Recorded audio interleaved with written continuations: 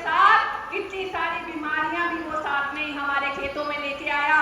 इतनी सुंडी की वार होती है, कितने चीटे मच्छर की वार होती है, वो किसको भुगतने पड़ता है? हमारे किसानों को भुगतना पड़ता है।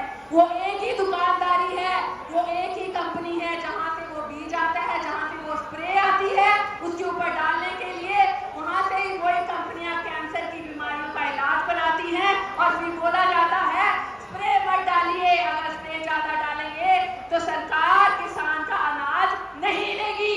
तो किसान क्या करे? पहले किसान की नीतियां ये डिसाइड करते हैं, मिनिस्टर सारे बैठ के बड़े बड़े कॉर्पोरेट कंपनियों के साथ बिजनेस की डील करते हैं और बाद में किसान के अनाज को ठुकरा देते हैं। मैं ये कहना चाहूंगी, किसानों को अपना फैसला खुद करना चाहिए, अपने देसी बीज को अपने पास संभाल के रखना चाहिए। फिर ये कहते हैं कुदरती फार्मिंग आनी चाहिए, ऑर्गेनिक फार्मिंग आनी चाहिए। कैंसर जैसी बीमारियां आपके घर में आ गई, ऐसे खेत है पंजाब हरियाणा में जिसकी जमीन को भी कैंसर हो गया। किसके कारण हो गया? ये जो कंपनियां स्प्रे बनाती हैं, ये जो कंपनियां राउंड अप जैसी स्प्रे बनाती हैं जो आपके घास की जड़ों को भी खत्म कर देता है, ये आपकी घास की जड़ों को नहीं खत्म कर रहा, ये आप किसानों की जड़ों को भी खत्म कर रहा है। आपको पता होना चाहिए ये जो खतरनाक स्प्रे है ये अमेरिका जैसी कंट्रियों में बैन हो चुकी हैं। ये वियतनाम की लड़ाई में उन्होंने गुरीला को खत्म करने के लिए, जंगलों को खत्म करने के लिए इस्तेमाल की थी और आने वाले टाइम पे वहां पर अपाहिज बच्चे पैदा हुए थे, दिमाग से पैदल बच्चे पैदा हुए थे। आज से 15 साल पहले, 20 साल पहले किसी भी गांव में अपाहिज या मेंटली डिस्टर्ब बच्चे इतने पैदा नहीं होते थे जितने आज की तारीख में होते हैं।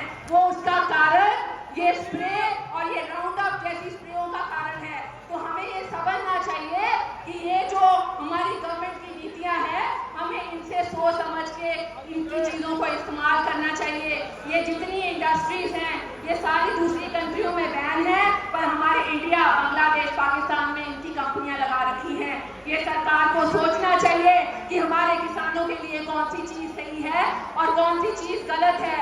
आपने किसान आंदोलन में एमएसपी की बात की, आपने एमएसपी को फिक्स करने की बात की, उसके बाद आप आज तक मैं कहती हूँ दाल के ऊपर, गेहूं और सिर्फ चावल की फसल के अलावा ये किसी का एमएसपी का कोई फिक्स प्राइस नहीं देते।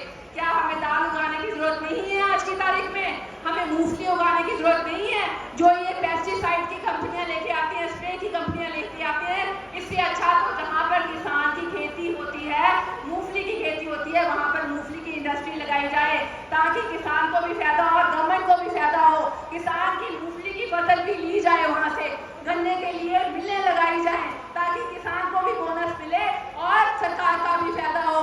ऐसी नीतियां लाने की जरूरत है हमें अपनी सरकार की, और ऐसे नेताओं के साथ चलने की जरूरत है। जैसे छोटू राम जी ने कहा था कि किसान जो है वो एक देश की, हमारे देश की रीढ़ की हड्डी है। हमें ऐसे नेता की जरूरत है जो अपने पार्टी पद से ऊपर उठकर, अपने पद से ऊपर उठकर किसान की आवाज रखें। और वो हमने किसान आंदोलन में देखा, चौधरी साहब ने किस तरीके से किसानों का साथ दिया था।